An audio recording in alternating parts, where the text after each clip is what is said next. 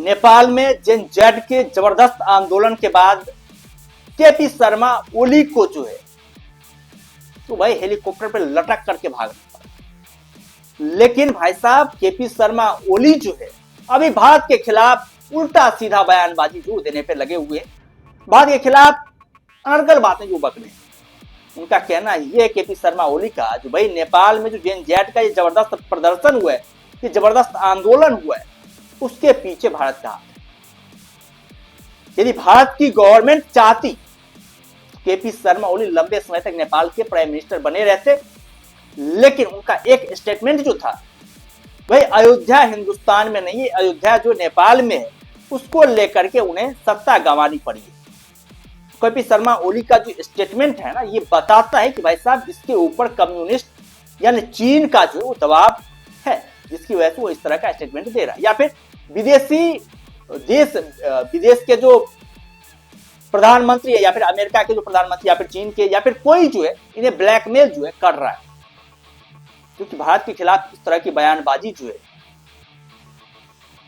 करना और भारत को दोषी ठहराना जेन जेड के आंदोलन को लेकर के, ये जाहिर तौर पर भाई अनर्गल बयानबाजी है, क्योंकि इसमें जो है साफ तौर पर केपी शर्मा ओली के करप्शन का हाथ रहा है। और जाहिर तौर पर उन्होंने करप्शन की आवाज को दबाने के लिए सोशल मीडिया ऐप को बैन कर दिया था। आप सोचिए कितनी बड़ी जो है इन्होंने गलती करी। एक तो भाई साहब इनके बैंक अकाउंट में पैसे की बात करें, अरबों खरबों रुपए हैं, अरबों खरबों यूएस डॉलर हैं। एक रिपोर्ट में सामने आई थी मतलब 3 बिलियन अमेरिकी डॉलर जो है इनके स्विस अकाउंट में। और भाई सोचिए, कोई ना ही तो ये बहुत बड़ा बिजनेसमैन है, ना ही तो बहुत बड़ा कारोबार है इसका, कहां से इतने ज्यादा पैसे आए? जाहिर तौर पर भ्रष्टाचार के पैसे जो कि इतने ज्यादा स्विस बैंक में जमे। इनके पार्टी के जो मंत्री थे, जो नेता थे, उनके बच्चे विदेश में पढ़ रहे। जाहिर तौर पर नेपाल के युवाओं का आक्रोश तो फूटेगा ही फूटेगा कि भाई साहब नेपाल में इतनी ज्यादा गरीबी चल रही है, इतनी ज्यादा भूखमरी चल रही है, और जो नेता है उनके बैंक अकाउंट में इतने ज्यादा पैसे, उनके बच्चे विदेश में पढ़ रहे हैं, उनके वो ऐशमौज कर रहे हैं, ये कहां से चलने वाला है? और उसी को लेकर के जो है जेन जेड के युवाओं ने शानदार परफॉर्मेंस किया, बेहतरीन जो है उन्होंने कारनामा किया, और नेपाल की लोभी सरकार को जो है, भ्रष्ट सरकार को उखाड़ करके फेंकने कोशिश तो बहुत करी केपी शर्मा ओली ने कि भाई इसको रोका जाए। गोलियां भी चलवाई गई, 19 मौतें भी हुई, लेकिन जैसे 19 मौतें, उसके बाद से प्रदर्शन और भी ज्यादा उग्र हो गया। इतना उग्र आंदोलन हुआ कि भाई साहब केपी शर्मा ओली को जो है वो फिल्मी स्टाइल में रेस्क्यू करके हेलीकॉप्टर में लटक करके जो है वो निकाला गया, नहीं तो भाई साहब इसका भी जो है वो राम नाम सत्य हो जाता। वही इन नेताओं ने बहुत बड़ी चालाकिरी करी, सोशल मीडिया ऐप को बैन कर दिया, युवाओं की आवाज बाहर ना पहुंचे, देश दुनिया में ना पहुंचे, इसके लिए उसको बैन कर दिया गया। युवाओं को मतलब सोशल मीडिया को ही बैन कर दिया गया।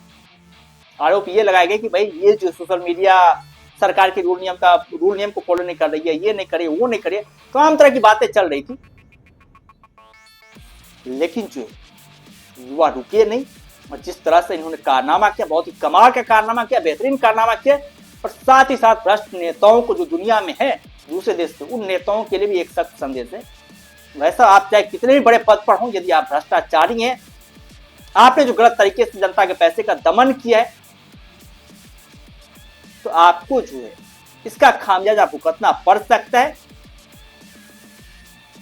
और नेपाल के युवाओं ने जो दूसरे देश के युवाओं के लिए एग्जाम्पल सेट कर दिया है कि भाई आप इस तरह से जो है भ्रष्ट सरकार को उखाड़ करके जो फेंक सकते हैं। और अब जो है इसके ऊपर दबाव के चक्कर में कोई देश जो है दबाव बना रहा है, या तो अमेरिका बना रहा है, या फिर चाइना बना रहा है, जो भी बना रहा हो, या फिर पाकिस्तान बना रहा है, केपी शर्मा ओली के जिसके हाथ के कठपुतली है वैसा ये, वो दबाव बना रहा है कि भाई भारत के खिलाफ अनर्गल बयानबाजी करो। वो अनर्गल बयानबाजी कर रहा है। क्या आप लोग क्या कहना केपी शर्मा ओली के इस अनर्गल बयानबाजी पर, जिस तरह से वो भारत के खिलाफ जहर उगल रहे हैं लगातार, इसको लेकर के आप लोग क्या सोचते हैं? आप लोगों का क्या कहना है? आप लोग अपना राय जो है कमेंट बॉक्स में दे सकते हैं। बाद बाकी हम लोग फिर मिलते हैं नई वीडियोज के साथ, दमदार कंटेंट के साथ, बेहतरीन कंटेंट के साथ। तब तक के लिए धन्यवाद।